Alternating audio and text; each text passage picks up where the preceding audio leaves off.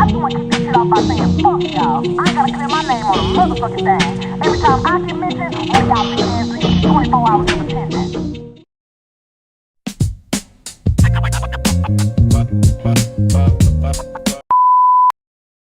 When Megan Thee Stallion released her self-titled third studio album Megan in 2024, she did so as an independent artist coming off a high-profile court case and legal battles with her former record label.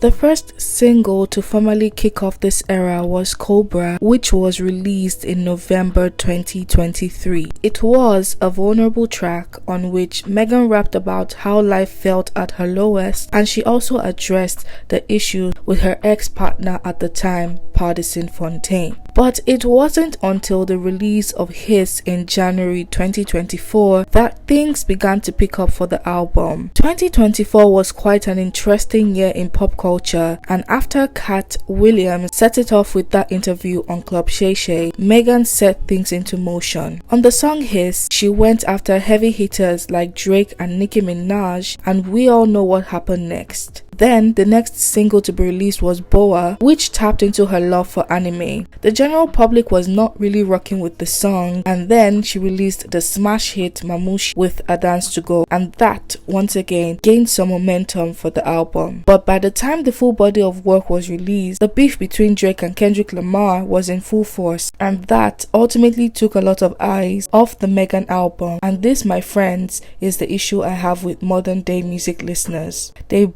barely let body of works that are actually cohesive marinate before they are on to the next thing, and then they hit you with the "oh, we failed blank." Well, yes, because you were busy hyper-fixating on charts and streaming numbers. You were so eager to call the artist a flop that you let good music pass you by. Looking back, Megan deserved a longer cultural moment. She was doing all these promotion fully self-funded with no label backing, and while the internet moved on too quickly, the album itself remains one of the strongest projects in her catalog.